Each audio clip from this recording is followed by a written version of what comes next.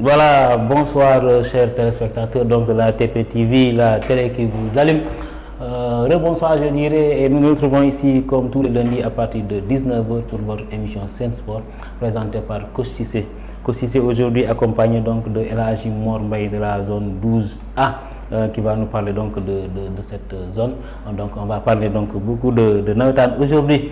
Alors tout d'abord nous allons démarrer par les salutations comme d'habitude dama koy bàyyi mu nuyoo pare ma door a mën tam ñëw nuyu nga xam te ni yow dëgg yàlla chaque instant ñoo ñuy seetaan dans la TPTV. Alors d'abord quelques reproches yi ñu ma def sur la première émission passée. Que toogoon nañ yàgg on n'est pas venu def ay émission c'est vrai donc des raisons indépendantes donc de notre volonté mais quand même on est revenu et on est là tous les lundis à partir de 19h donc pour votre émission Sen Sport. Alors les raisons comme je l'ai dit ak les reproches parce que y en a qui ont dit que pourquoi ku may wax français kese mais tey aujourd'hui inchallah damay boole français ak wolof ñëpp pour ñëpp mën a comprendre yow say maire El Hadj ñoo ma comment dirais-je intercepté wax ma ne émission bi naa si boole di wax wolof parce que ñoom tam dañuy bëgg a comprendre de temps en temps El Hadj bonsoir. waaw bonsoir. Coach Cissé ñu lay nuyu di la ziar di la jox sa wàccuwaay. di nuyu téléspectateur TPTV yëpp. di nuyu toute la commune de Tivaouane Peulh Niaga. di nuyu nag fi nga xam te ne fa laa jóge fa laa bokk muy Tawfekh Sokabek. di nuyu samay waajur di nuyu sama soxna ak sama njaboot gi yëpp. waaw mais aussi di nuyu suñuy kilifa ci wàllu sport. mu ngi nekk le président de la zone 12A monsieur Pali Diawné. le coordonnateur de l'interzone monsieur Seydou Ba ak le président de l'ODCAV. di jaajëfal bu baax di rafetlu aussi invitation bi.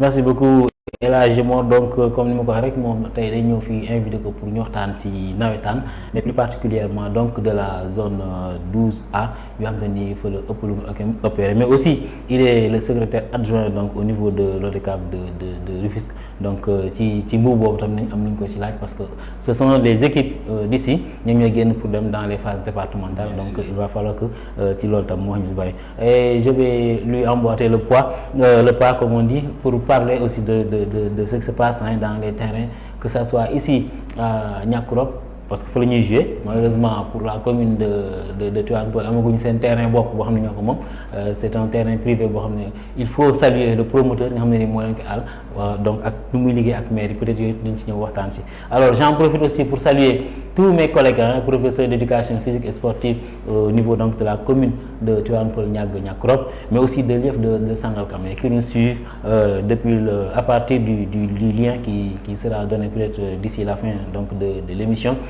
Babou Ndiaye notre coordonnateur local je dois dire qui coordonne pour des activités de cellulaire donc des professeurs d'éducation physique et sportive monsieur Sambou le chargé de l'EPS au niveau donc de l'IA de Rufisque maa ngi koy nuyu mais aussi notre doyen monsieur Sow qui était le professeur d'éducation physique et sportive au niveau de Niakoulrab et qui est maintenant le président donc du SUPRA de Keur Massar. Ça c'est encore un atout que lui qui a supervisé les arbitres qui étaient souvent convoqués dans cette zone. Monsieur Djibril Sow vraiment on le salue et que je précise que si possible si tout se passe bien semaine bi ñëw sax ñoom la ñu woo parce que il faut arbitre yi ñëw toog di expliquer ni ñu règlement yi parce que booy seet lu si ëpp coow li ci ñàkk xam règlement yi ci la bokk léegi boo defee ñoom bu ñëwee fii bon ñu défendre seen bopp et j'en profite pour saluer l'association des coachs au niveau de Niaga dirigée par coach Diaw moom moo ko dirigé aussi il y a le grand coach Daouda Sy ko xam ne léegi on le présente plus dans le milieu tout le monde le connaît à travers donc les nawetaan mais à travers aussi beaucoup de choses sur lesquelles il participe pour le football actuellement mu ngi une académie j'ai envisagé même de l'inviter ici benn jour ñu waxtaan ak moom ci son académie comment est-ce que ça marche. J'en profite aussi pour saluer tous les élèves de la commune du ma lim waa CM kese mais je dirais tous les élèves donc de la commune Tivaouane Peulh Niakoulrab donc parce qu'il y a beaucoup de sportifs li nga xamul fii mooy ne suñu ci département Tëngéej IEF bu Sangalkam mooy le premier à fournir des sportifs au niveau scolaire à travers la gymnastique si on parle de gym les élèves de Tivaouane Peulh ñooy les meilleurs on parle d'athlétisme boo demee Niaga sont les meilleurs on parle de handball les élèves de APIX et le basket sont les meilleurs donc ça veut dire que le département ou bien la commune de Tivaouane Peulh Niaga participe beaucoup pour le sport scolaire au niveau donc du département de Rufisque. Et on en profite aussi pour saluer tout ce qui est sportif ci local bi mbër yi am na suñu émission yële passé on a invité 2 fois donc des lutteurs. On a invité aussi je crois Aliba qui est le chargé donc de sport au niveau de Tivaouane Peulh ñu waxtaan ci lu bari surtout les compétitions scolaires yi nga xam ne mooy am chaque année au niveau donc de l'IF2 de Sangalkam. Alors bonsoir à tout le monde bàyyiwuma kenn. Alors du côté de Niaga aussi Bamba Ndiaye Bamba je te salue et ton groupe aussi qui prépare un événement sportif au niveau donc du Lac Rose. Ça s'appelle le marathon au cœur du lac. On y reviendra avec le technicien du jour, M. Ibrahima Ciss. Donc si l'image est calée, on y reviendra Inch'Allah. Alors nous la famille maintenant, comme Mbaye l'a dit, ça c'est très sacré. Mbaye, faut maintenir sa famille, les soutenir. C'est les premiers fans. Donc nous les nous à travers ma maman aussi, Sokhna Fall, donc ma belle-mère. Toute la famille, les dames, les enfants et tout le monde. Et donc voilà, et nous allons entrer maintenant dans le but du sujet et parler de nawetaan. Alors, qui dit nawetaan va parler d'organisation. Alors, li may njëkk a laajte El Hadj mooy pourquoi la zone 12A nu mu ñëwee ci yéen la zone 12A. waaw loolu dañ ci rafetlu pour tontu ci di ci sawar trop. Bon. Avant tout d'abord il y avait la zone 7 de Sangalkam. La zone 7 effectivement. boo xamante ne moo regroupé woon des villages de Tivaouane Peulh, Niague, Niakoulrab, ay Sangalkam, Bambilor, consort. Après par la suite ci lañ ñëw ci ce qu'on appelle la zone 12. Zone 12 moo nekk la zone 12 maire. nga xamante ne moo regroupé woon Tivaouane Peulh ak Niague Peulh ak Banoba. Kër Marème Mbengue yooyu moo ko regroupé woon. Effectivement ñu dem ba zone 12 maire ki nga xam ne mooy président Cheikh Tidiane Gaye moo ko jiite woon. sama nijaay moo ko nuyu de passage Cheikh Tidiane Gaye. Une personne très humble. Exemplaire koo xamante ne suñu référence la aussi dans le mouvement. Donc ñu koy jox cëram di ko jox wàccuwaayam qui a dirigé cette zone 12 maire pendant pratiquement 2 voire 3 mandats parce que 3e mandat bi après ci de session bi ñëw. Effectivement ñu xaaj zone 12 maire ñu xaaj ko indi 12A. ak 12B indi 12B. ak l'ancienne zone 11 de Jaxaay. te dafa tombé woon ak tamit. ci bi ñuy jël commune de Tivaouane Peulh Niague. di ci rattaché Niakoulrab effectivement fekk ñu Kër Massar di nekk département Jaxaay nekk commune à part. Niakoulrab ñu rejoindre Tivaouane Peulh. après ci la ñu indiwaat l'ancienne zone 11 de Jaxaay. ñu nekk la zone 11 de Niakoulrab. moom nga xam te ne mu regroupé ASC yi nga xam te ne ay Cité Apix ay Daaru Salaam. ay Daaru Cubu Safku yooyu moo leen regroupé. léegi ci noonu la zone 12A. ak zone 12B juddu ñu ne zone 12A de Tivaouane Peulh. ak zone 12B de Niague et environ. nga xam ne boobu ASC yi ñu ngi juddu. ñu gis cité yi nga xam te ne comme mooy cité Tawfekh Sokandek ak yu Tivaouane Peulh ak yu Niague yëpp. biñ commencé ñëw nag ASC yi di yokk. di yokk parce que zone 12 maire bi ñu koy xaaj mu ngi nekkoon pratiquement ci 23 ASC. loolu dafa ëpp ci zone. effectivement ci lañ nekkoon pourquoi pas ñu am une séparation tey. sur le plan organisationnel. mais sur le plan humain. tey amul séparation. parce que am na li ñuy tuddee mooy l'interzone. bi ñu demee ba ci biir. zone 12A la woon 12B ak zone 11. Effectivement léegi ASC yi aussi gën a yokkaat. ñu ne pourquoi pas ñu am une 4e zone. mu nekk zone 12C. dirigée par le président Demba Sow. nga xam ne moo nekkoon bi ñuy nekkandoo zone 12 maire moo nekkoon le secrétaire administratif. ak aussi le président Maguette Ndiour de Niague moo jiite la zone 12B. La zone 11 dirigée par le président Alioune Niane. ak la zone 12A dirigée par le président Pali Diawne. donc ci noonu daal lañu amee 4 zones yi mais nag dañu am. beneen kuréel boo xamante ne. chaque zone. dafay yóbbu 5 représentants. 5 membres. ñu def ce qu'on appelle l'interzone. de la commune de Tivaouane Peulh Niakoulrab. mooy zone 11. 12A 12B 12C. maintenant parmi ces 4 zones. parmi l'interzone, je suis le président aussi de la CQRP de l'interzone. Président CQRP de l'interzone, effectivement. nga xam ne interzone bi aussi am na compétition bu muy déroulé. aussi tamit dem nañ ba war a yegg tamit ci final. final bi antoowul. njëwul antu. Machallah. Une très bonne présentation donc de ces zones parce qu'à un moment donné, comme tu l'as dit, hein, c'était la zone 7, on allait jouer à Sangalkam, si je ne me trompe. Bon, à un moment donné, c'était difficile aussi. Difficile. Comme nous il va falloir que donc nous comment faire pour que nous puissions participer, mais aussi que nous yombal. Et bien sûr, maintenant on a 4 zones. Et là, qui dit zone de Navetan parle d'une organisation. Et quand il parle d'organisation, parle d'élection souvent. Oui. Et comment ça se passe pour que vous fasse la zone? Il y avait des tiraillements, voilà. Bah, bon, tout s'est bien passé. Bon, moi, je fait que zone où il faut le faire. Moi, am ay tiraillements. Machallah.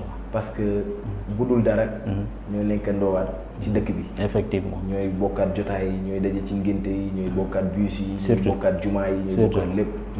Bon, yaa ngi koy wax léegi le milieu scolaire ñun ñëpp ci lañ nekk. Effectivement. Professeur DSVT. Ah, machallah. nga xamante ne da ngay ñenn ñi say anciens élèves la ñuy nekk. yenn joueurs yi surtout ça. même yenn dirigeants yi sax je commence à les avoir nga xam ne ce sont des délégués. gis nga suñuy anciens élèves mais bien sûr. ñeneen ñi say collègues la ñuy nekk. kon ñoom doo daje ñoom di xëccoo. Effectivement. Bon bu ñuy waajal élection nag. dafa am lu ñu tuddee ay délégués. Chaque ASC dafay accréditer 3 délégués. 3 délégués pour la zone. Ce sont ces 3 délégués qui vont former le comité directeur CD, de la zone. Le mooy CD bi. C'est au sein du CD qu'on va élire le président. C'est-à-dire le président, les vice-présidents, le secrétaire général adjoint, aussi le trésorier général adjoint. Ñoom ci lañ leen di élire. Mais avant chaque fois rek ñu dem ci benn AG. dañuy def lu ñu tuddee benn réunion de préparation. Effectivement. Réunion de préparation boobu nag parce que le mouvement dafay prôner ce qu'on appelle le consensus. Effectivement. ñu dañuy toog poste bi dañ koy valoir kan moo bëgg ainsi de suite. moo ñu waxtaan. bu demee ba waxtaan amul nag ba mënuñu déggoo ci waxtaan bi. ci la ñuy soog wax nag kaay la ñu dem. au vote mu dem élection. mais élection yi fi jot a jaar yëpp. muy depuis zone 7 zone 9 zone 12 maire ba tey nii. élection yëpp kenn mësul dem ne poste président dañ koy voté. xanaa parfois daal ñu xaw a dem vote ci lu mel ni ay président CQRP. sax yu mujj yi nii amu ci parce que dafay laaj benn feedback. ci loo xamante ne aussi tamit ci délégué ODCAV yi foofu moom parfois dafay xaw a am xëccoo. Effectivement ku nekk bëgg a dem au sein de. bëgg a dem au niveau départemental. Effectivement départemental. su fekkee li nga xam ne nag comme ay CQRP je suis président de CQRP dañuy bëgg tey ki nga xamante ne parce que CQRP mooy li gën a sensible effectivement ci biir zone bi. mais bien sûr moo xam ne avant fa la coow li bëree sax disposition pratique yi surtout yaa ngi war a gracier ay joueurs surtout yaa ngi war a sanctionner yaa ngi war a def lépp bon de près dañuy suivre commission boobu dañuy bëgg ki nga xam ne daf koy jiite day nekk quelqu'un boo xam ne il a de l'expérience xam nga mës na nekk biir CQRP wala mës na nekk secrétaire administratif yuy demee noonu dañ ko ci donc day nekk boo xam ne du damay bëgg doon ko rek daal di koy jël effectivement nekk ay sensible vraiment le mouvement ça m'a permis de connaître beaucoup de gens moo tax mënuñ ci dem di dem ci ay yenn votes yi wala yenn tiraillements yi wala yenn xëccoo yi non sport chaque fois rek dafay boole te gis nañ ne yokkute boobu moo ci am jaajëfal suñu collègues délégués yëpp de l'interzone 11 12A 12B 12C ñëpp ñu leen di jaajëfal ak aussi di def un coucou à nos collègues délégués aussi qui sont au niveau de l'ODCAV de Rufisque. Machallah parce que li nga ci wax c'est très important on retrouve nos anciens élèves bi ci gën a neex parce que la première fois ma ñëw bokk ci tournoi des vétérans de Niang je crois que xëy na doo ma xàmme mais j'ai joué avec l'équipe de Cité Tawfekh de Niaga parce que ñoom laa nekkoon fa laa doon joué mais les joueurs yi ma doon gis ci nawetaan bi samay anciens joueurs et aussi j'ai vu les délégués comme Niang un gosse Niang il a été donc mon ancien élève je vois aussi sur la commission féminine je vois Cathy Ndiaye je vois aussi Alima Wade la fille Wade la comment ça s'appelle encore Aïta donc sont mes anciens élèves comme ni nga ko waxee rek ñooñu boo nekkee ak ñoom tamit vraiment consensus bi rek mooy ëpp solo et c'est la meilleure des solutions. ci lépp loo gis consensus moo ci ëpp solo. alors vraiment donc chapeau à vous pour ces élections réussies et que tamit comme ni nga ko wax rek ñooy pare ñu àndaat ñooy bokk bis yi ñooy bokk école bi bu xew amee ñu ñoo fay demalante donc xëccoo jaru ko fi d'autant plus que nawetaan coono kese la. ngeen xëy na gars yi ñi si bëgg a nekk di xam nañ ne vraiment coono kese la. donc c'est un milieu heureusement pour cette année innovation bi am de taille on va parler de ça. C'est-à-dire le deadline qui a été donné. Comment tu trouves cela? C'est formidable ou bien? Oui, c'est formidable. Moi, arrêtez tout à partir du 15 octobre. J'ai aucun problème par rapport à ça, parce que d'autant plus que ça me permet de bien faire mon travail, pour être honnête. Parce qu'à un moment donné, il faut allier préparation des cours, dem classe, par des classe. C'est ça. Xam nga ñëw ci terrain bi guddi gi nga war a nekkat sur la correction wala yéen réservé yi ñëw après ñëw bon man vraiment je vois que ni c'était une année test boo xam ne xool nañ ba xam ne bon nawetaan mën na revenir sur ses objectifs bien sûr premiers parce que am na lu bëri nit ñi dañ koy xaw a fàtte nawetaan activité de vacances. De vacances, surtout ça. Mais dafa dem ba dugg ci biir bañ dégg ko def benn business wala def ko tey benn propagande def ko benn fenêtre de politique ou autre. Mais nawetaan activité de vacances. Parce que quand on parle de l'ONCAV, c'est organisation nationale de coordination des activités de vacances. Mais bien sûr. ORCAV, organisation régionale, effectivement. ODCAV, départemental. Effectivement. Donc kon nawetaan activité de vacances la. Kese tey xale yi jàng nañ ba école tëj. ñu ne nañ leen créer loo activité yoo xamante ne dañ ciy mën a nekk et nawetaan aussi ce n'est pas seulement du football. non surtout ça am na aspect culturel. parce qu'on parle d'ASC. ay organisation dañuy wax association sportive et culturelle effectivement. donc loolu moo tax tey ñu ne nawetaan activité de vacances la. puisque nag activité de vacances la dafa dañ ko war a borner. mu nekk di vacances yi. surtout mais ci biir loolu nag bon dañuy lancer tey un appel à la commune à l'État aussi parce que faire de telles choses à Dakar parfois mën na nekk loo xamante ne dafay xaw a poser quelques problèmes parce que y a des problèmes d'infrastructure mais tamit dañuy saluer effort yi nga xamante ne ONCAV jël na ko tey kenn musul xalaat match senior nga football ko le matin à 8 heures Guédiawaye l'a réussi Rufisque l'a réussi pendant les phases départementales Pikine l'a réussi tey bu ñu xoolee tey le 15 juillet lañ démarré 15 octobre lañ arrêté gars yi ne kon effort bi il faut mu monter que il faut ñu jouer le matin pour ñu mën a terminer parce qu'il n'y a pas suffisamment d'infrastructures. Surtout ça. D'autres zones ont préféré ne pas jouer au nawetaan pour des problèmes d'infrastructure. jàpp nañu ne Sénégal fi ñu koy tudd tey ci football ak JOJ yi nga xam ne mu fi war a ñëw yooyu yëpp war nañ mën a dépasser tey cadre boo xam ne dañ naan dañoo am ay problème d'infrastructure sportive yoo xam ne c'est pour la jeunesse mais aussi dañuy saluer les efforts que l'interzone de la commune de Tivaouane Peulh dirigé par monsieur Seydou Ba nga xamante ne tamit sama homologue la parce que maanaam moom ñoo échelonné ci biir mouvement bi Macha Allah en passant par le secrétaire général d'ASC président d'ASC secrétaire administratif bu président CQRP maanaam lépp rek moom daf may topp yéen a ànd rek bu ma doon doolu léegi ok bañ naka ba Seydou Ba Macha Allah c'est un ami bon di def un big up aussi à mes amis de l'autre côté les Dessamba les Bafay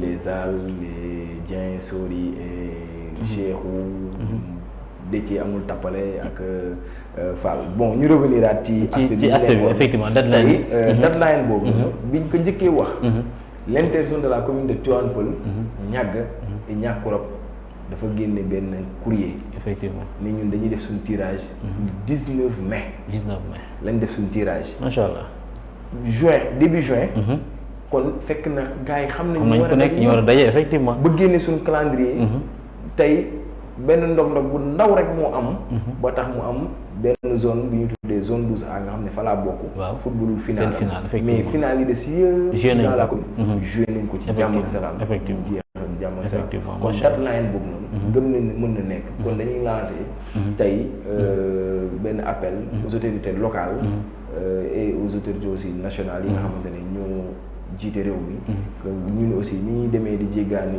ba vers Niakoulrab wala comme ni ko ñàgg di bëggee aussi au sein du village de Tivaouane Peulh aussi ñu mën a am suñu stade la fois dernière gars yi dem nañ ba génne espace bi ba def délimitation bi donc ñu ci xaar la mairie pour tey comme ni ko suñu président Paly Diagne waxee de la rencontre pour ñu mën a tey ñu clôturer ko mën a sécuriser espace bi parce que bu jafe la biir Tivaouane Peulh nga am terrain effectivement sécuriser espace bi ba nga xamante ni jeunes yi dinañ am foo xamante ne bu ëllëgee incha allah dinañ fa dem di fa daje délimitation bi ça nous a permis tey les jeunes au lieu de se concentrer sur d'autres activités comme ay dem plage wala nekk ci yeneen détails ñu ngi ci werante bi sama équipe ba mën sa équipe ngi dem di entraîner dootuñu talatul dara lu dul nawetaan bi te dañ seetlu nañ ne heure bu nawetaan amee cas de noyade yi yëpp dafay wàññeeku mais su amul wala mu tirer en longueur de wala nga xam ne dafay bëri ay brèches yoo xam ne période yoo xam ne dañuy toog bu ñu football wala yooyu jeunes yi dañuy am aussi occasion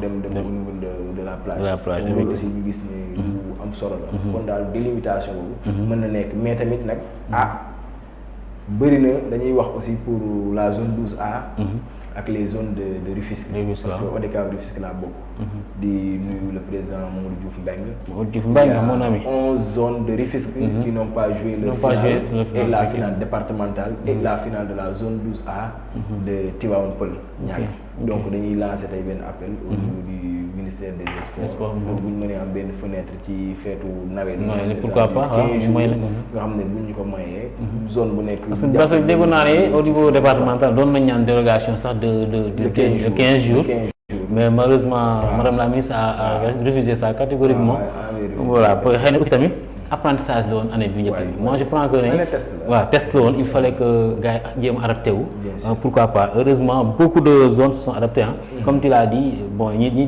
jéewul xëy na bariwul par rapport ak ñi xam ne joué nañu ba egg seen finale donc peut-être que ça demande une organisation rek comme vous l'avez dit vous avez pris le devant de vous organiser à partir de faire le tirage à partir du 15 mai 19 mai donc déjà yéen xam ngeen fi ngeen jëm te xam ngeen seen planning nan la war a demee alors aussi c'est un défi c'est un défi qui vous est lancé sur toutes les autres zones yoo xam ne pare wuñu woon que ñu préparer loolu alors les terrains qui sont là il y en a pas beaucoup certes mais si on s'organise je crois que ñëpp mën nañ pare quitte à ce que des zones di alterner du jouer le matin comme tu l'as dit à Rufisque il y a des matchs qui se sont déroulés donc le matin à Pikine Guédiawaye puisque seen stade parewul woon il fallait que ñoom ñu nangu sacrifice boobu donc gis nga mais aussi tamit que la mainmise des autorités pour que qu'on ait des infrastructures comme tu l'as si bien dit et là il faut interpeller directement donc le maire d'abord en personne qui est la première personne ressource donc de la commune pourquoi pas chercher des partenaires pour ça parce que à Niaga déjà ils ont leur espace à Tivaouane Peulh ce qui est difficile vous l'avez maintenant c'est le terrain et donc qu'est-ce qu'il faut faire maintenant mettre les infrastructures qu'il faut pour permettre donc prochainement à chaque zone d'avoir donc son propre terrain et de jouer les matchs à temps voulu loolu donc monsieur le maire ñu ngi la ci c'est Papis Diop ñu ngi ko ci wax mu bàyyi ci xel bu baax a baax celui qui est chargé donc du sport au niveau de la mairie donc ils travaillent avec vous parce que doon naa gis ni ñuy déplacé au niveau du stade donc durant les demi-finales alors revenons maintenant sur la commune la commune non dañuy ñëw dañuy assister. assister seulement. mais moi quand ils assistent war ngeen leen mën a wax yenn yi waaw. pour assister ay match. ok mu leen fa indi. ok waaw parce que gis naa match boo xam ne on a cité quelqu'un qui est de la mairie bon je me souviens plus parce que je ne connaissais pas les équipes en ce moment-là mais am na match mu assisté ñu cité kenn de la mairie ne ñëw na mu ngi woon foofu. bon dañuy ñëw seetaan si. bon mais ñun li ñuy xaar dëgg ci ñoom. weesu na ñëw seetaan si. wala weesu na subvention jot. bien sûr lu génne subvention. rek joxe noonu parce que subvention bi moom. suñu droit c'est notre droit le plus absolu. effectivement loo xam te dañ ko voté la. effectivement mais soxla nañ beneen accompagnement. bu ko ëpp fuuf. waaw tey au niveau communal parce que tamit bu ñu wax sport. waruñu xaar ba nawetaan jot ñu bëgg a gëstu nit ñi. wala tey di génne benn subvention man xaar naa lu ëpp ci ñun. loolu tey xaar nañ tey la construction du stade de Niaga.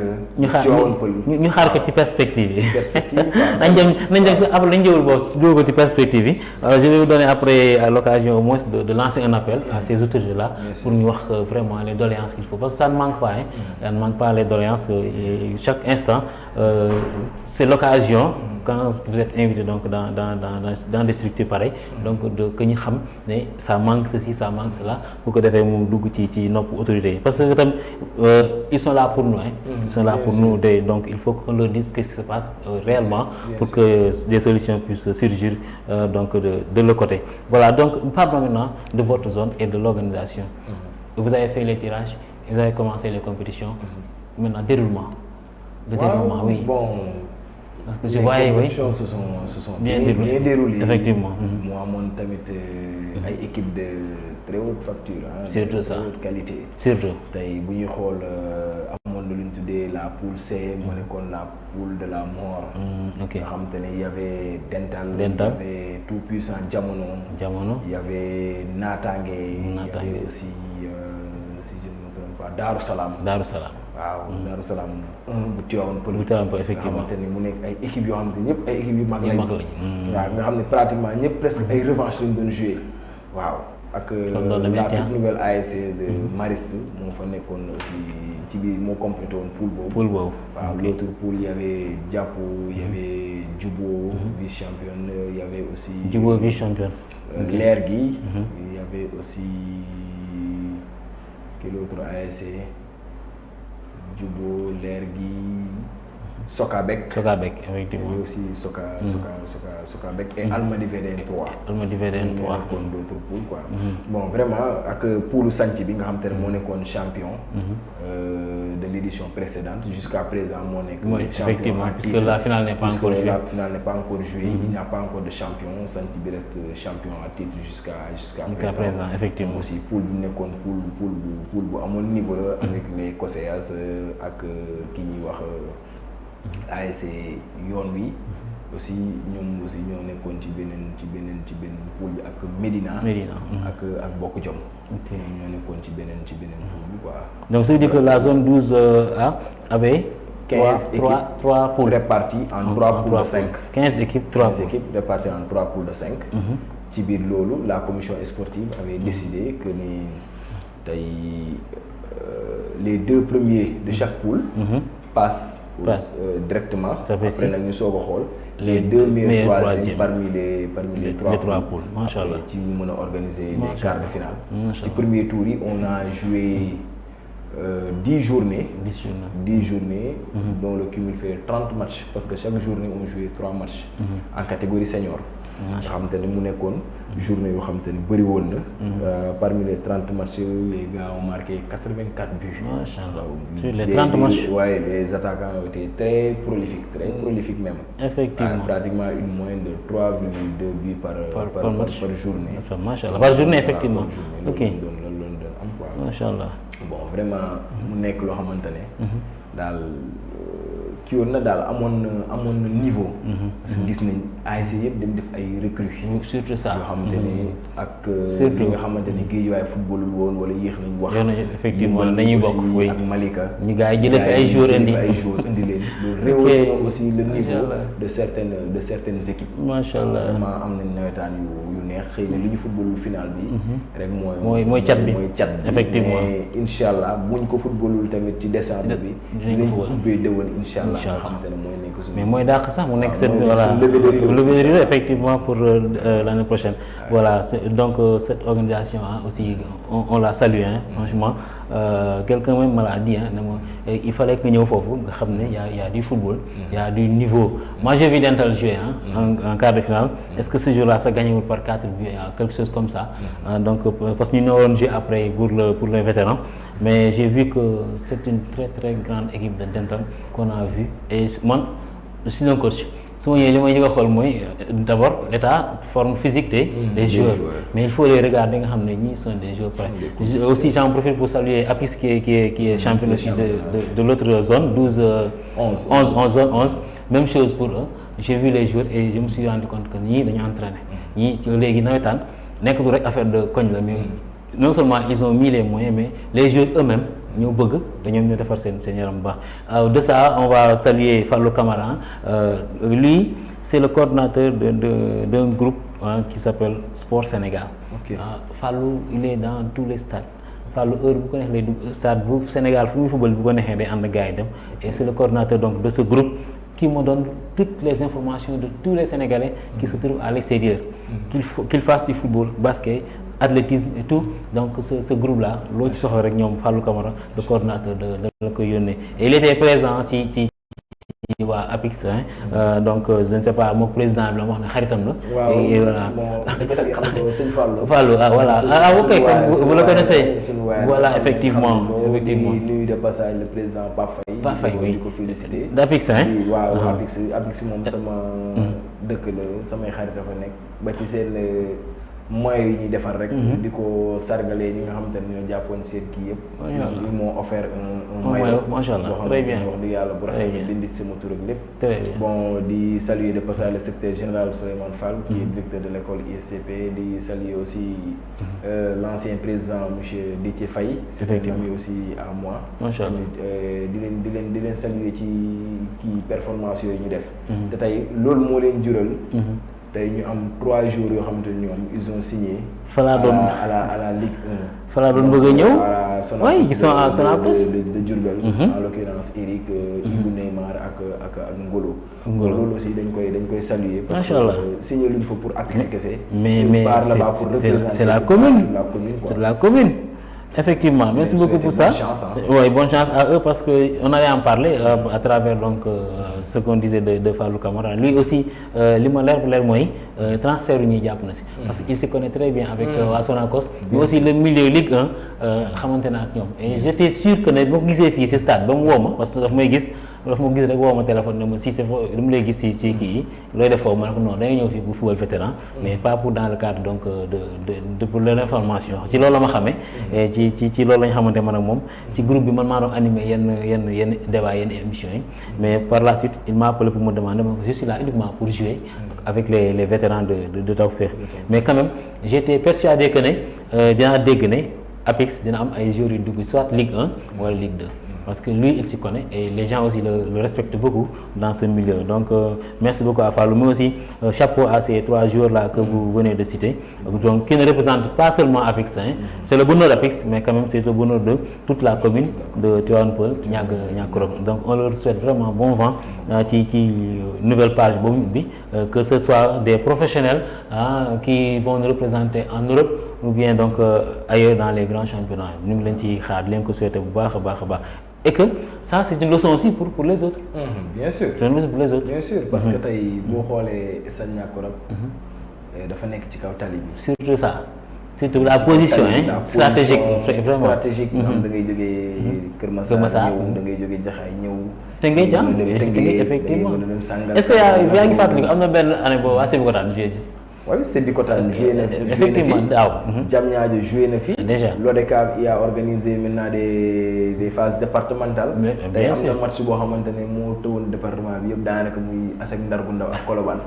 match boobu man maa ko délégué fii lañ ko joué fii dañ ko mujjee joué amoon nga soxla jour boobu de. waaw xam nga moom mooy wane ne. Stade Niakoulrab maanaam tey jéggi na. tey commune de Tivaouane Peulh. mais bien sûr bien sûr bu xoolee le département de Kër Massar dañ fi joué. tey boo nee ba Boune dañ fi ñëw di fi joué si. nga dem ba Diamniadio daan nañ fi ñëw Sébikotane.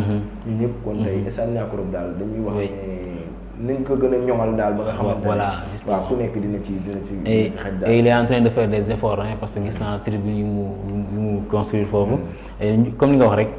Petit à petit l'oiseau fait son nid dañ ko bàyyi muy defar ndànk mais aussi à saluer cela même des matchs de championnat souvent régional moo gis ne les académies dañ doon recevoir foofu l'année passée je suis venu regarder un match malheureusement dama fekk forfait d'abord avant que beneen équipe di ñëw ba mujjee mu see match boobu mais comme tu l'as dit c'est une zone très stratégique donc nañ ko gën a defar mais aussi n'empêche nañ bàyyi xel tam ci yeneen zone yi seen quartier ñu def des terrains yoo xam ne c'est pour le bon déroulement donc des activités alors kii di nawetaan di sûrement des problèmes d'organisation quelque part.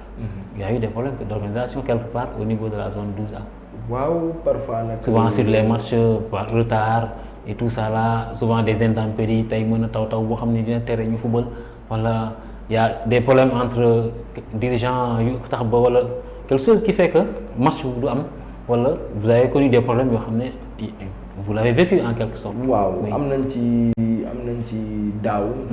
bon problème intempérie la woon mu tawoon mu tombeek match Daaru Salaam loolu ak naataange. waaw boobu la. te derby la. bon non du woon sax derby. choc la effectivement deux grandes équipes. parce que bu ñuy wax derby c'est des équipes effectivement. mais xaw nañ. ñoo bokkoon poule bi parce que waaw kii mu ngi fële. ñoom ñoo bokkoon poule daaw ñoo bokkaat poule ren. bon match boobu daal moo fi amoon match bu tawoon. seulement à part loolu. bon on ne retrouve pas des problèmes entre délégués même su fekkente ne tension bi jóg na ba tax ku nekk kii nii mais buñ paree ñun ñëpp on se retrouve autour d'une même table parce que tamit ay mag lañu dépassé nañ cadre boobu bon xëy na fi ñuy waxee parfois mooy des problèmes de finance parce que organiser nawetaan dafa metti mais bien sûr ñu bëri dañuy jàpp ne gars yi ci am. loolu la ñu xalaat nag mais gars yi am nañ xaalis nawetaan bi. fekk ne laa la wax xoolal yaa ngi bëgg a dee. par exemple tey si vous prenez tey nga war a fay SP yi. tey mu nekk 100 000 francs boo xamante ne. da nga koy war a dem fay. au niveau du commissariat. effectivement de Jaxaay. war a aussi gars yi bu ñëwee nga fay SP nekk 170 000 restauration soo ko ñëw arbitre yi les 3 matchs da ngay fay 80 000 chaque match waaw chaque match non chaque journée pour les 3 matchs je veux dire chaque journée oui 80 000 chaque journée 80 000 nga fay SP bi ak sécurité bi 170 000 nga jël des stadiers la restauration les commissions nga xam ne président ainsi de suite CQRP finance yooyu yëpp tey boo ko génnee suñu fiche à recette da doon tourner autour de 600 voire 700 000 par journée nga xam te ne pour organiser ko léegi day am loolu moo tax ci billetterie bi gars yi bi ñuy casse non 500 000 francs c'est que dañ dul xam yenn condition la zone bi di dégg bay mën a organiser match yi te tamit dañu nekk dans une localité boo xam te ne du avant nawetaan de subvention yi di génn presque da ngay football ba yegg ay quart effectivement mu door a génn subvention yi di soog a ñëw fekk ne zone yëpp xoox nañ ba yor sonn nañ effectivement voilà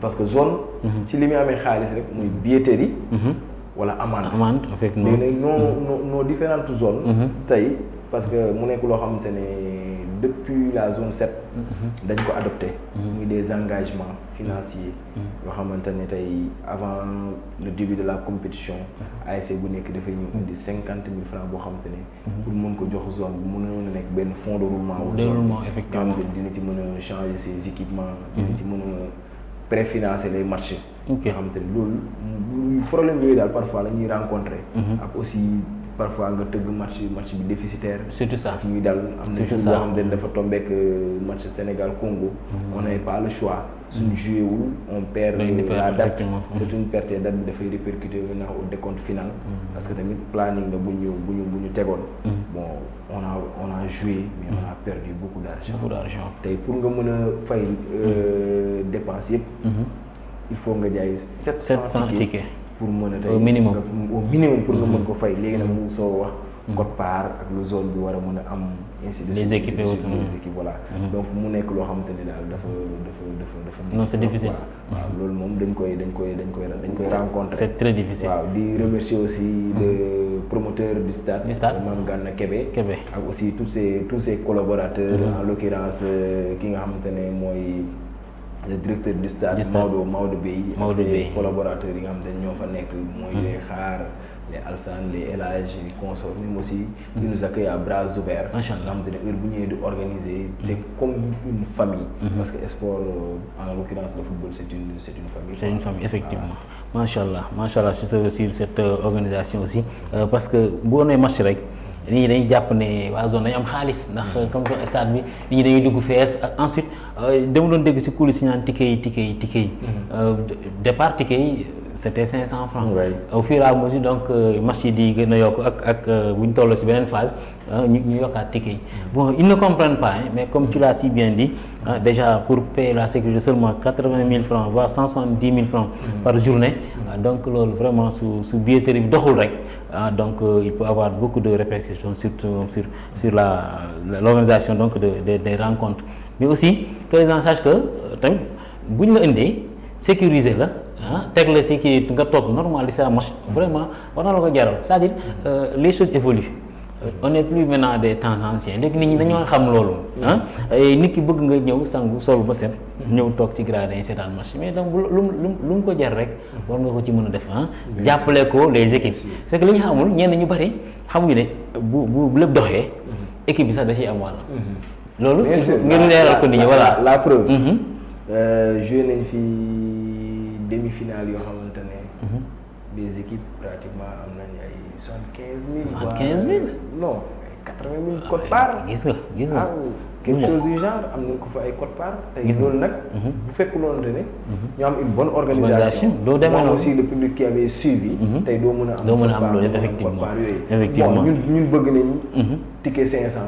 parce que tamit xale yi yëpp dañ leen sóoraale mais à la ci première journée deuxième journée troisième bi ñu gisee ne 1000 francs cheroon na ci xale yi dañ ne ticket 500 mënuñu ko def ñun parce que ODCAV moo décidé surtout ça mais en interne on avait convenu que ni xale yi nga xam ne ñoo am ay 7 ans 10 ans parce que ñooñu mënuñu am 1000 francs effectivement passe mu ñëwee sa parfois day nekk problème voilà surtout ça mais nag ci lañ ne bu amee ñaari xale ñu dellu en l'ancien baxal bu amee ñaari xale yi indi 1000 francs ñu leen bàyyi ñu boole ñu dugg macha allah loolu lépp dañ ko def parce que ñoom moom ñoom effectivement ñoom moo fait wallaay ñooy supporter ñooy yuuxu ñooy def lépp quoi wallaay te souvent certains matchs tamit gis nga liñ ciy daj comme tu l'as dit moi je suis témoin des faits xale yi jógee ñàgg dëxee ji dox dugg ci àll bi pour mën a ñëw egsi fii donc ne am na raccourci ñu jaare fa alors comme tu l'as dit souvent il y a un aspect boo xam ne c'est une cuisine interne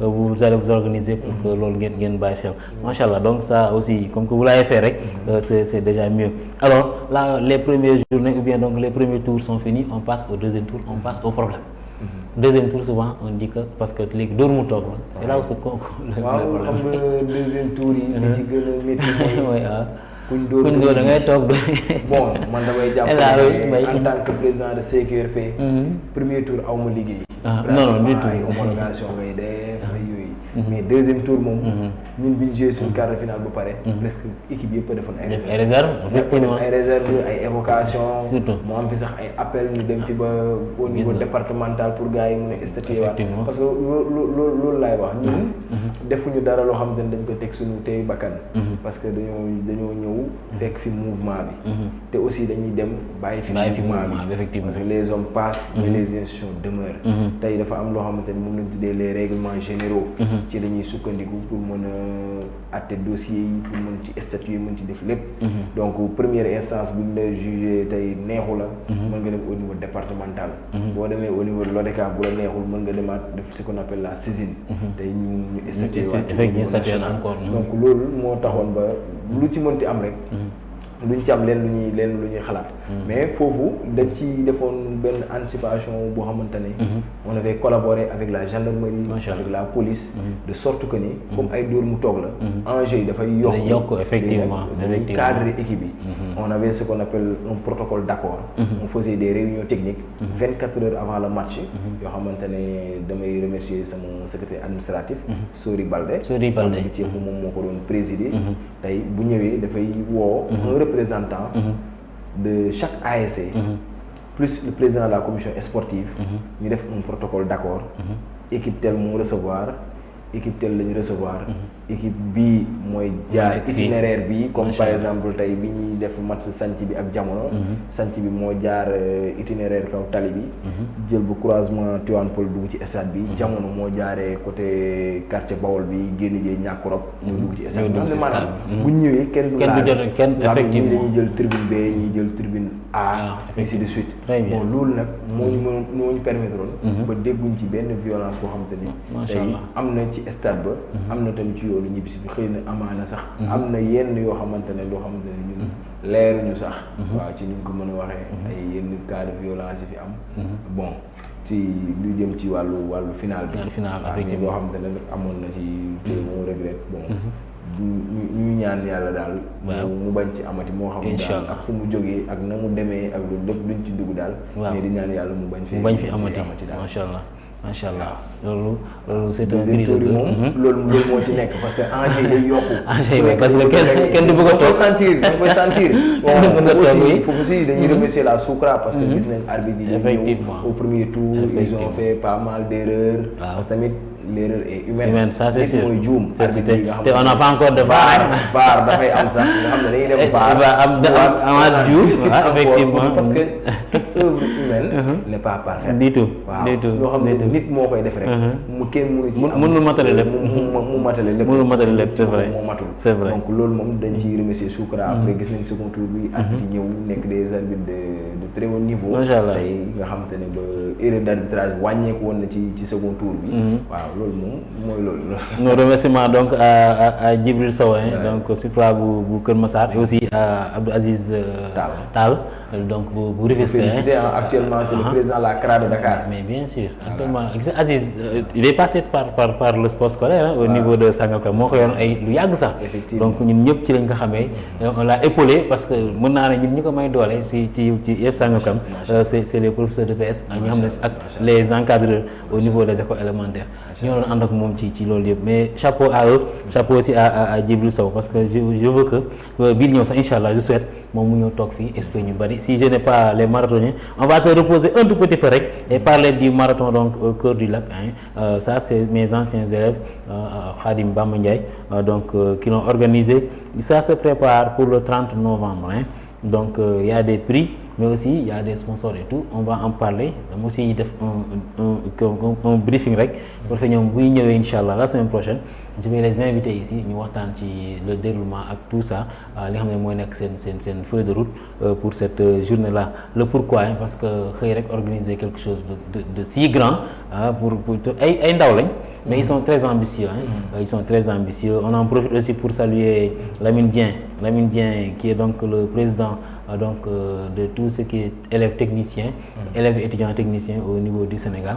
Lamine on le salue moom ngi aussi à Niague donc moom mi ngi ci initiative boobu et aussi je crois qu'ils sont épaulés par peut-être parce que joxuñu ma tur yi mais ils ont parlé du docteur Amadou Wade qui est à Niague donc on en profite aussi pour le remercier mais quand même sachez que ça se passe donc à Niague au lac le 30 novembre que les athlètes d'ici à travers cette émission ñu préparé wu y a des prix donc allant du premier au troisième premier deuxième troisième garçon premier deuxième troisième femme donc hommes et femmes ñëpp seront primés durant donc ce marathon organisé donc au niveau du Lac Rose donc préparez-vous inchallah Khadim donc si vous m'entendez préparez-vous pour la semaine prochaine et on va débattre sur ça de ce fait ñu mën ci wax lu bare parce que il y a aussi un thème dégagé yu mel noonu bu amee je me souviens l'année passée c'était une randonnée pédestre qui a été organisée là-bas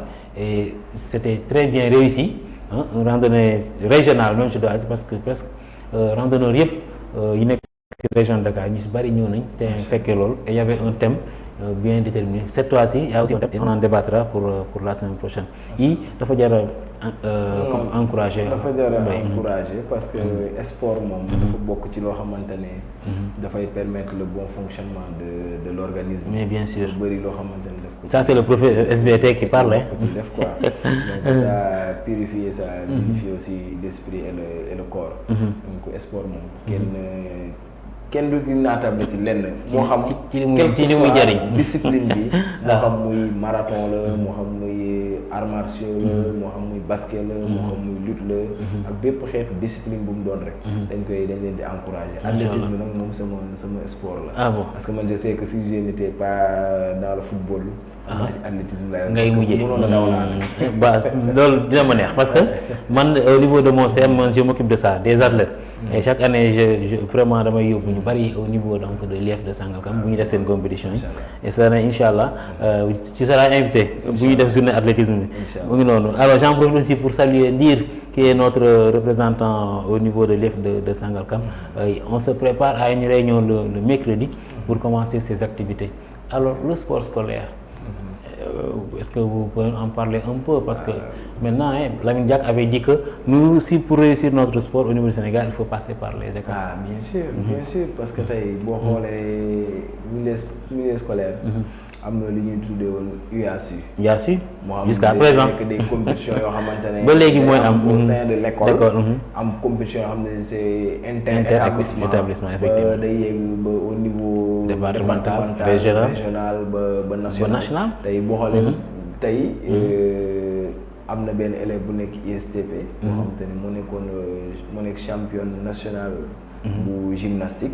gis naa ISTP oui. waaw man yoruma ko woon. malheureusement j'ai les images dans mon portable mais vu avec quelques problèmes techniques rek duma ko mën a wane. yoruma ko woon. gis nga bon ma xaw a oublier son nom. effectivement di ko def un big up di remercier toute l'équipe administrative de l'école. ISTP effectivement. aussi je vois que l'école privée Apix aussi am na ci. ay représentants mais aussi au niveau de du c'est les champions nationaux pour le basket. Pour le basket. Effectivement. École privée Apix. C'est les hommes, hein. Aussi chez les. C'est les hommes. Et on salue coach Babacar. Babacar et Boy. Voilà, mu noonu. di féliciter ci loolu. mu ngi noonu. ak seen ay directeurs. Effectivement. Boubou ñoom Moussa ñoom. Moussa Boy. xam nga ñoom ñëpp dañ leen. macha allah ci féliciter. Bon. C'est toute la commune qui gagne. Mais bien sûr. Sport. Bien sûr. C'est à bas âge. C'est tout ça. dañ ko mën a kii li may faral di wax rek. dama ne leen tey. Lamine Yamal il n'a que 18 ans. Mais bien sûr surtout. tey il n'a pas de pression sociale boo xamante ne mën na kii il prend du plaisir. tey ñun bu ñu jëlee suñu ay jeunes. préparer leen à ce allier sport et études. surtout ça. surtout ça dafay mën a nekk. bien sûr dafay mën a nekk mais lépp nag tamit dafay jaaraat ci infrastructure yi. football ci gannus gi. war a dem ci synthétique bi. aussi ça pose problème moo tax tey bu fekkee ne daal. mën nañu am plusieurs infrastructures yoo xamante ne des jeunes dañ ciy mën a nekk teel a adapté wu teel a am ay repères. ci synthétique bi wala ci gazon naturel bi. surtout tey suñ demee au plus haut niveau. dañu am problème parce que gis nañ des joueurs. locaux. jógee fii Ligue 1 sénégalaise football directement Ligue 1 française. notamment comme ay Lamine Camara. Lamine Camara oui bien sûr tey jii sa gànn ngay yootu ñoom ñëpp fa lañ jaar bi jógee dem directement jouer ji fa. Bon di remercier aussi la TP TV. pourquoi pas parce que ça fait 2 ans. voire 3 ans même sax. ñuy liggéey ak ñoom. macha allah. ñuy jël suñuy marché di ko retransmettre en différé effectivement parfois sax en direct moom lien yi gars yi di ko mën di ko seetaanaat parce que dañu toog benn jour benn anecdote DJ Alou DJ Alou dajeeg man terrain ñoom ni moom pourquoi ñu mën a jël match yi di ko teg ci télé bi ma ne ko non pourtant loolu sama idée la woon parce que da nga doon gis jour bu war a dem defi test naan non grand bi dama bëgg saa yi nga filmer ma am tey benn ay séquence vidéo ma ne non tey loolu muy dem di ko filmer du match officiel surtout donc bu fekkente ne mën na am match officiel mu nekk sur YouTube mooy gën waa ji toog seetaan ka intégralité bi dina xam ne kii c'est un joueur il a une licence il est qualifié ainsi de suite man loolu c'est une bonne idée j'ai dit ça au président Pali Diop m'a dit non c'est loolu moom je te donne carte blanche va faire toutes les négociations ma ñëw fii ak Didier Ronan effectivement Khalil ak aussi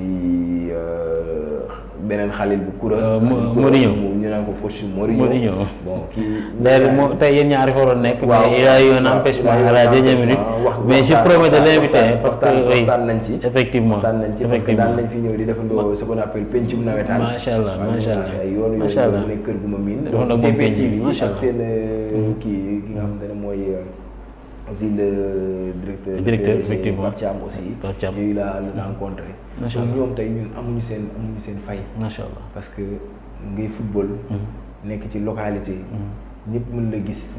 te collaborer ak TPTV. li tax mu gën ma neex.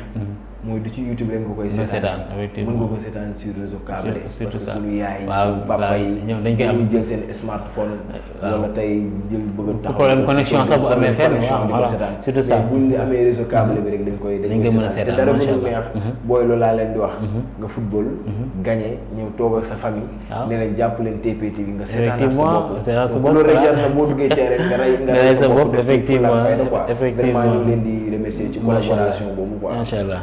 Merci beaucoup. Aussi, donc, comme tu l'as dit, je reviens moi sur les académies, donc nous avons dit que sport et études nous entrent.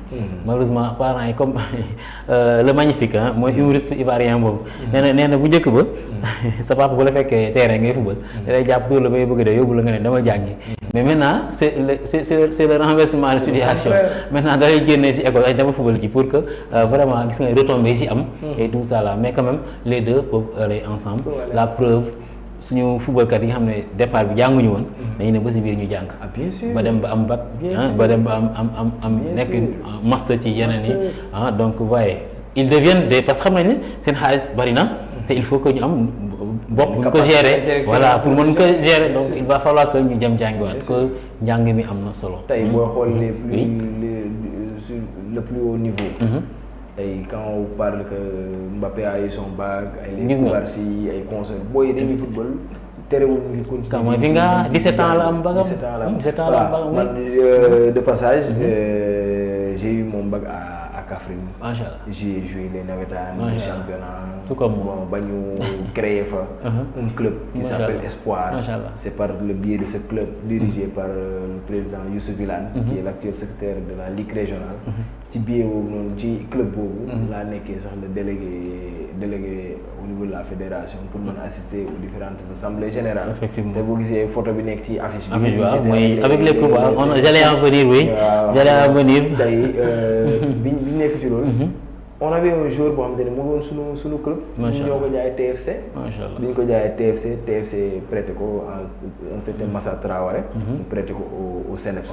booy am na bac. macha allah au CNEPS c'est là-bas qu'il a eu sa licence. macha allah bi ma ko woowee rek vraiment je suis à l'aise au CNEPS. bu ma TFC waatee baar bu ma waatu man je suis à l'aise ici. parce qu'il y avait un contrat de 5 ans. il en a profité. mais pour montrer que ne def football kese. dafa xeewi. da ngay jël football. boole ko ak étude surtout ça bu étude yi demul ba jàll wala nangam il y a des formations professionnelles yu nekk pour avoir un métier pourquoi pas après tey parce que le football ne demeure pas éternel mais surtout dafa am koo xam ne da nga fay yegg tu vas te retirer des terrains c'est-à-dire que dootoo mën a nekk acteur sur le terrain peut-être aux alentours du terrain mën na nekk nga reconvertir u nekk coach wala nekk leneen mais il faut que tamit nga am un métier c'est ce que je dis préparer sa bopp parce que métier daal mooy loo xamante ne ba keroog ngay dee du réer voilà métier du réer donc booy nañ ci bàyyi xel bu baax parce que léegi nag ñi bëgg football bari na de foo dem am na académie foo dem am na école de football foo dem am na voilà di saluer loolu effectivement je vois des jeunes yoo xamante ne ñu ngi créer ay école de football comme à Tivaouane Peulh boo gis Ba boo di nga gis ay Allo di ay coach Adama boo ñëwee au niveau de Sokabek di nga gis Massar Lo di nga gis tamit Mohamed Cissé ñu naan Boulou effectivement xam nga di am na ay les Yal les Assane Ndiaye effectivement les Richard xam nga bëri na les kii nu mu tudd sax coach 10 Richard c'est à Sokabek Richard Sokabek voilà Richard Mendy waaye mais c'est un vétéran di jouer ak doom ji Tawfekh di jouer mos a jouer match nawetaan moom ak doom ñu bokk terrain c'était le match le derby Jàppo Sokabek muy jouer doom ji jouer doom ji Jàppo musul dóor Sokabek ndeysaan ren la ko soog a dóor ren la Jàppo soog a dóor Sokabek mais bi ñuy nekk ñàgg la doon jouer Richard est entré maintenant comme remplaçant. Il a trouvé son fils Jean-Pierre qui fait un centre à Jean-Pierre Marc. Bon ci noonu la dooree woon jàpp donc di Jean-Pierre sama élève la woon en plus de ça ay ñàkk comme ay coach Zouma ay coach 10 donc gars yooyu yëpp tey nga xam ne ñu ngi nekk au niveau local di créer ay académie di créer ay école de football comme ay élite ay ñooy FC Darou les Pamor les Boré ñàgg comme yaa ngi koy Daouda Sy c'est un coach. effectivement ñun ñëpp Daouda Sy coach Kala. waaw coach Kala xam nga ñun ñëpp tey dañ koy gis ne gars yi war nañ leen dooleel. mais bien sûr surtout war ça. nañ améliorer les conditions. gis nañ ça. ci tey académie yoo xamante ne. tey ku leen jàppale. mën nañ dem dinañ fi génne tey ay Sadio Mané wala ay Elimane Ndiaye wala keneen effectivement vraiment macha allah effectivement et comme tu l'as dit nañ ci bàyyi xel bu baax a baax parce que tamit ñëpp mënuñu réussir ci académie mais gis nga kenn nag bu ci réussir rek mën na yor académie bi yëpp. donc nañ ci bàyyi xel on ne sait jamais Sadio tey ku waxoon ne Bambali ngay jógee ñëw fii nekk un professionnel du gëm bien que invité naa benn jour ki nga xam ne moo tracé parcours bi ba fii. je l'ai invité ci benn groupe on a beau discuter mais su waxee fi mu jaar yëpp da nga naan déedéet. yàlla rek moo fi nekk donc chance bi yàlla moo la koy jox bu ko defee gars yi bàyyi xel bu baax a baax. travail rek waaw. xaalis football. xaj na ci benn kër. est-ce que xaj na ci benn koñ. xaj na allez revenons sur notre navétane. Maintenant on a fini donc les premiers tours. Alors pourquoi est-ce que la zone 12 n'a pas joué sa finale? En tout cas que loolu ñu bari ñu ngi koy xaar. la zone 12A précisément. waaw la zone 12A n'a pas joué sa finale. bon di mastawu les équipes qualifiées en catégorie cadette comme en catégorie senior. en catégorie cadette waroon nañu am ASC Sanc bi ak ASC Bokk Jom. en catégorie senior mu nekk finale boo xamante ne toute la commune moom la doon xaar effectivement muy tout puissant jamono ak ASC Dental mu nekk match boo xamante ne ñëpp dañ ko doon xaar. on avait comme parrain monsieur El Hadj Abdoulaye Diong nga xamante ne aussi c'est un acteur politique. moom lañ ko parrainé woon. bon final bi dem nañ ba à 3 jours voire 4 jours côté yi daal bon presque mën nañu wax 3 jours. 3 jours le jeudi wala le mercredi. samedi le vendredi le gars yi joué samedi dimanche. dañ ko doon joué dimanche. mu am open press. diggante Dental amoon na open press. jamono aussi jamono amoon na open press. parrain bi déplacé wu dem fa ànd ak le président de la zone le commandant de la brigade consort ñëpp. pour sensibiliser xam nga ñu dem pour sensibiliser jaar feu de joie bi xam nga ba ñibbi. mais à notre grande surprise. aux environs de 1h du matin. on nous annonce qu'il y a des supposés affrontements entre des supporters des deux ASC. xam nga il y a eu l'intervention de la gendarmerie xam nga bon ci noonu. on s'est levé tôt le matin. dem constater pour voir un arrêté sous-préfectoral montrant que ni la finale risque d'avoir des éventuels. pas des troubles des éventuels troubles à l'ordre public.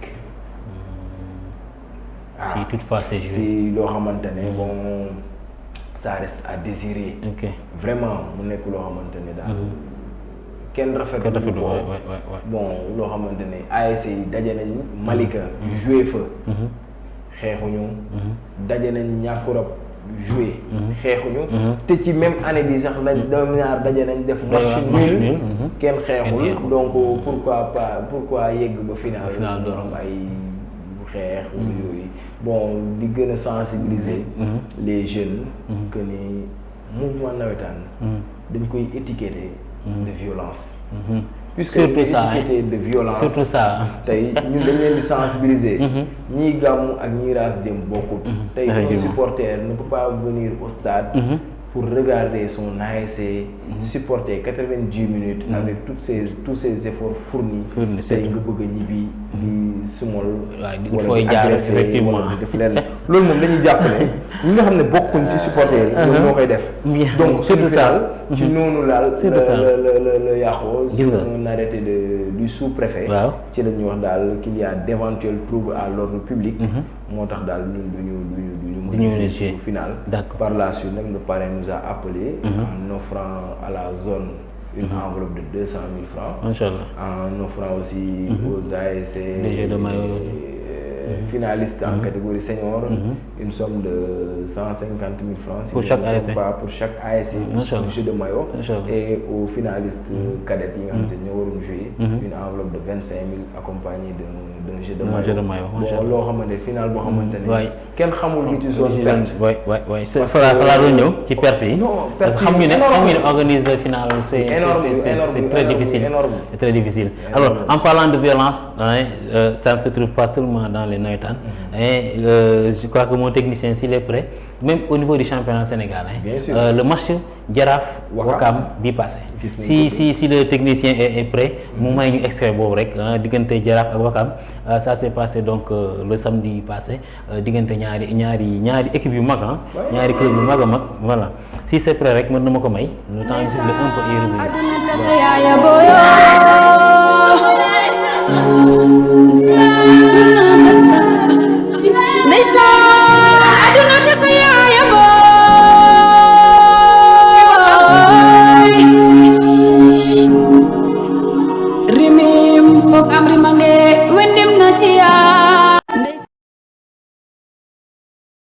y extrait, voilà, pour démontrer que la violence c'est partout dans les stades, que ce soit en championnat national. Là c'est une ligue professionnelle et deux grands clubs, parce qu'on ne peut plus présenter maintenant le Jaraaf, on ne peut plus présenter aussi Wakam. D'ailleurs sa Wakam sax laa war a wax ne sax d'ailleurs ñoom vu fi ñu jógee donc est-ce que yu mel nii ce ne serait pas éviter, ce serait vraiment à éviter. C'est déplorable, c'est déplorable parce que gis nga li moo fa am donc sànni ay gaz lacrymogène on passé de partout xeer rek yëpp. Xam nga ce que je dis tey lii ça devient récurrent effectivement dans le football local.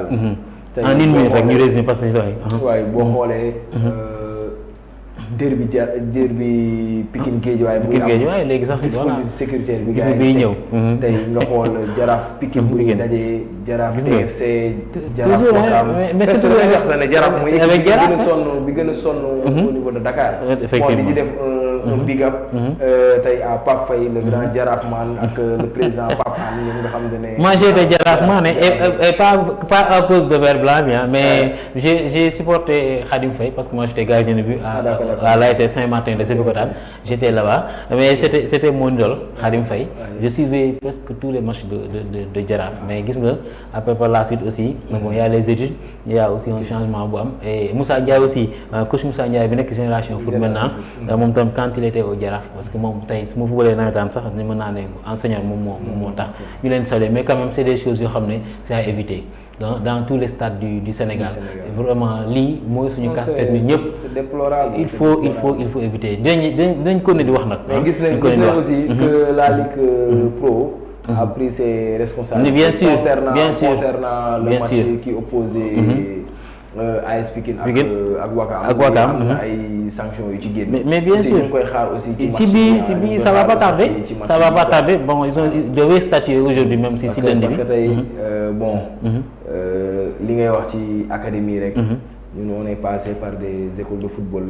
Bon on avait un coach boo xam te ne il nous donnait la définition du sport. Surtout ça. Il disait chaque fois que sport égale solidarité, mais bien sûr, organisation, surtout ça. respect, travail, surtout. sincérité. Que de bonnes choses, que des choses positives pour le sport. C'est que ñi léegi ñoo ko bëgg a yàq. Alors lancer un appel pour voilà au niveau des autorités. Appel bi ñuy lancer. dañ koy lancer bi ci njëkk. À la création des ASC. xëy na am na structure boo xamante ne moo habilité.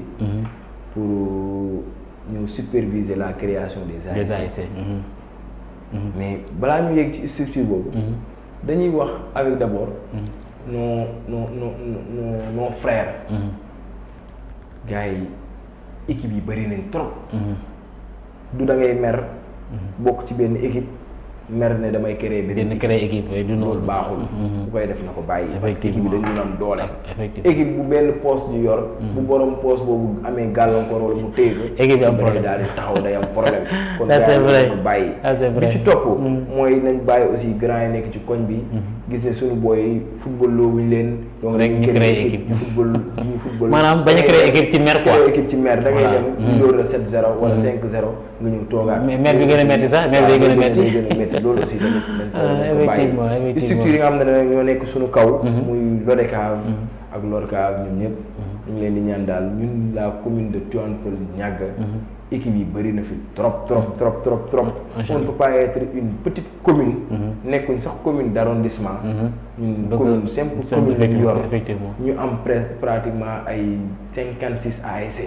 c'est énorme tey budget bi mairie bi di jox tey maanaam tey ñu leen di remercier bu baax a baax mais tey daanaka dootul mat dara effectivement gis ASC boo xam ne day am ay 200 000 wala 300 000 au maximum certes fekk nag budget bi c'est un budget de 15 millions mais tey boo ko répartir ASC daanaka dara du fa des donc loolu aussi dañ koy wax aux autorités locales ñu xool aussi sur le nombre d'ASC bi ñu am nekkatul moom lañ amoon bu njëkk lii depuis commune de Tivaouane Peulh judd ba tey nekk fi même budget bi la ñuy voté di ko alloué aux ASC donc ASC yooyu nañ ko fexe tamit budget bi ñu yokk ko parce que ASC yi dañoo bari effectivement bari nañ léegi beneen kii bi may lancé appel may lancé dañ koy lancé aussi aux jeunes ñi nga ak tey ñi nga xam ne ce sont des porteurs de voix nekk au niveau local tey ñuy fexe di jàngal xale yi le fair play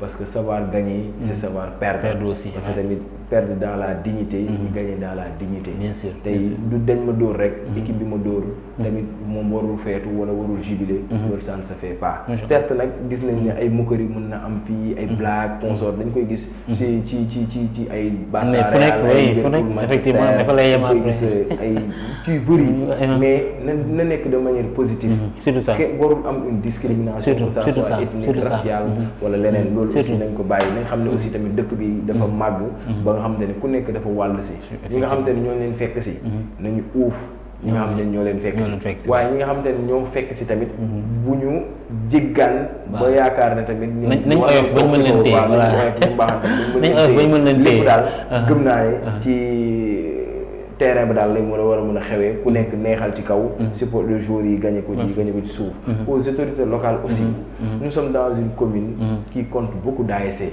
mais on a la chance d'avoir de l'espace gis nañ ne terrain de Niaga am na ay efforts yoo xam ne mairie bi def na ko fa ñu leen ci bu baax a baax parce que ñun on a eu à jouer à Niaga mais bien sûr nga xam te ne ñu fay dem terrain kii rek la amoon mur de clôture amuloon grille municipalité bi dem na ba def grille de protection ba tey nga xamante ne ku koy def tamit synthétique day ñëw lal synthétique rek teg turbine kon loolu mu nekk ay progrès yoo xamante ne la mairie defoon na ko mais aussi dañ leen di ñaan ci li nga xamante ne mooy le stade municipal de Tivaouane Peulh nga xamante ne gis nañu site bi fi mu nekk la fois dernière la mairie ak l'équipe technique ñëw nañ fa ba génne les coordonnées géographiques délimité ko wan ñu terrain fii la commencé ba fii la yem léegi nag ce qu'on demande à la mairie mooy tey orientation budgétaire ñëwagul nañ ci teel a waxtaan ñëpp préparer ko il y a des organisations aussi qui sont à Tivaouane Peulh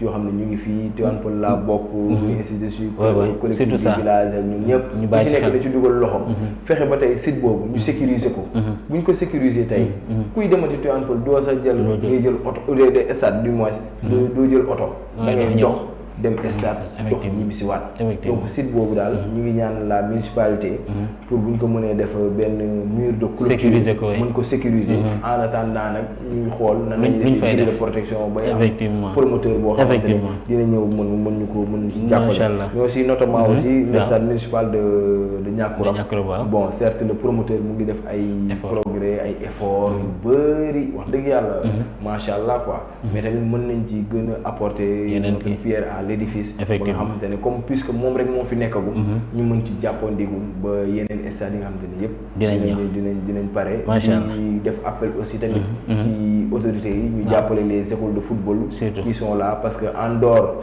des ASC école de football yi ñoo fi nekk école de football yooyu ñooy alimenter les équipes cadettes équipes cadettes yi ñëw alimenter les équipes seniors équipes seniors yooyu nag pourquoi pas Tivaouane Peulh toll na foo xamante ne aussi war na mën a am équipe championnat surtout ça équipe championnat boo xamante ne parce que man daf ma naqari trop. dinaa fi inviter les coachs et on va parler de ça. daf ma naqari trop da ngay gis tey joueurs yi génn Tivaouane Peulh dem di football feneen war ko tey toute cette crème boo ko duggul ko ak Tivaouane Peulh mën nañ am dara n'importe quelle équipe. pourquoi pas ñëw nekk division régionale. Tivaouane Peulh fait partie du département de Rufisque, pourquoi aussi fournir des joueurs au TFC et à AJEL 2 des Rufisque, voilà. Mais loolu da ma koy may tuuti rek ma dem si dernier élément technicien, c'est Edouard Mendy, c'est là-bas où on va terminer. ñu may ko mu saluer rek remercier quelques personnes.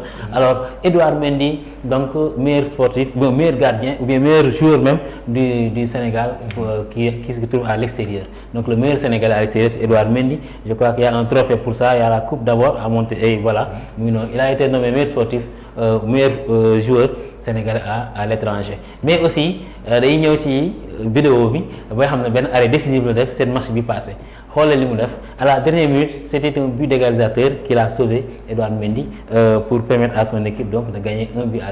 Alors si on a la vidéo, on peut la regarder pour terminer avec ça, pour vous dire qu'il est toujours là, Edouard Mendy. Hein. Il est toujours là, comme on parlait de Sadio Mané aussi, en disant que dafa màgget gis nga chaque fois bu ñëwee chaque match il vient, il fait quelque chose de nouveau et wane ne mu ngi fi toujours. Nañ bàyyi di gaaw a màgget boobu joueur ñun lu ñu lay Sénégal loolu. Alors l'arrêt décisif de Edouard Mendy. Corner pour Ali Djihad. Allez les gars. Ah, ça serait exceptionnel qu'il y ait un but. Ce serait magnifique. Le gardien est monté, peut-être le gardien qui peut faire le but du goal. Ah, ça serait vraiment trop énorme. Le but de Rajkovic. Alors là, ça serait vraiment trop énorme. Oh putain! Oh l'arrêt de Mendy! Oh l'arrêt de Mendy! Oh l'arrêt de Mendy! Et c'est pas fini peut-être! Et s'ils vont dégager! Et c'est pas fini peut-être! Incroyable parade de Mendy! C'est pas fini! Devant Sporovic de Dragon Ball! Il était monté! Il était monté! Il a failli la mettre! Ah là là là là! Superbe parade! Putain, plus sérieusement, vraiment super parade des doigts! Une équipe donc qui n'était pas championne, mais parce qu'en ce moment Al Nassr mooy premier et je crois qu'ils deviennent deuxième et suivre de près donc ki nga xam ne mooy Al Nassr de Sadio Mané et de Cristiano Ronaldo. Et pour vous dire que donc il est toujours là, Edouard Mendy, et vraiment chapeau à lui, il fait de très bonnes choses. Donc on revoit cette image et on donne à Michel Mbaye donc de remercier qui il veut. Voilà, et arrêt décisif. Tout le monde a parlé de cet arrêt et pendant très longtemps. Et aussi autre nomination, hein, au niveau de l'Arabie Saoudite, il est nommé donc meilleur gardien donc du championnat Saoudia Pro League comme on l'appelle. Donc chapeau et félicitations à notre gardien, notre cher lion Edouard Mendy. Merci beaucoup notre technicien du jour donc Ibrahim Ciss. Merci à vous. Et maintenant, kan ngay remercier ñu jeexale foofu. J'ai dépassé le temps de 7 minutes. balaa ñu yegg ci remerciement yi bon dañuy wax ci Edouard Mendy. waaw ba tey maintenant quelques secondes rek. Edouard Mendy, c'est un ancien Blues, c'est un compatriote, il fait partie des meilleurs gardiens de l'histoire du monde africain et du monde. Bon tey gis nañ keroog def na benn passe décisive à Mahrez. surtout ça tamit mu dugal ça. Bon li nga wax rek dañuy gaaw a màgget lu joueurs yi sénégalais moo mel noonu. Mais si on voit Cristiano Ronaldo à 40 ans pour ne di marquer des buts, waaw loolu aussi dañuy en saluer. Bon di souhaiter aussi bonne chance à nos lions. Ils doivent jouer le 15 contre le Brésil, le 10 contre le Kenya. Et à nos U17 hein, qui font de très bonnes choses. Ils ont gagné l'Émirat Arab par 5 buts à 0 et sont qualifiés maintenant pour le deuxième tour. Mais voilà. Dañuy lancer benn appel au président de la fédération. Rapidement oui. Ni ko Pape Thiaw waxee. Waaw bon bëgg nañ benn match boo xamante ni ici au Sénégal mu nekk match boo xam ne tàggatoo lay nekk. Comme on l'avait fait en 2002. Effectivement bi ñu waajal dem defoon nañ benn match tàggatoo mu aussi tamit loolu ñu ngi koy ñaan. Pourquoi pas? Pourquoi pas? Di remercier nag bon de passage bon. xam naa professeur SVT yëpp yi nekk ci bi ci IEF bi di remercier ñëpp di en même temps je suis directeur d'école macha allah à Boune macha allah di remercier sama personnel macha allah macha allah wax dëgg yàlla di leen jaajëfal amuñu seen fay di remercier tous mes collègues directeurs en l'occurrence monsieur Fall monsieur de ISCP monsieur Darou Nabi ak tous mes collègues monsieur Ba directeur les dynamiques monsieur Sy Madiba di leen remercier ñun ñëpp. di remercier encore une fois aw ma seen fay. sama yaay ak sama papa. macha allah aw ma seen fay. macha allah soxna. madame Mbaye mes enfants Baye Modou Papito Ablaye Bichiri ñëpp daal ñu leen di jaajëfal avec tous mes frères et mes sœurs. di jaajëfal aussi ñi nga xamante ne laa bokkal zone bi. waaw zone 12 bi effectivement. tous mes collègues délégués du ma cité nag. du ma cité rek damay. waaw may ma cité bi rek. waaw may naa voilà on me signale que le temps est depuis oui. sama grand El Hadj Guèye. mu ko fàtte mu ko ziar di ko jox wàcc waay ak aussi sunu président Pali Diawne ak ñëpp daal di leen jaajëfalaat xam naa ak ñi nga xamante ne tamit ñoom ñu ngi seetaan macha allah ñu ngi seetaan dëkk biir Tivaouane Peulh wala ñu dëkk biir Yeumbeul wala ñu dëkk Kër Massar ñoom ñëpp daal ñu ngi leen di jox seen wàccuwaay di wax big up quoi. Vraiment coach Cissé yow aussi ñu ngi lay remercier. On est ensemble tey nangu nga ne maay buuru mbayeen bi tey.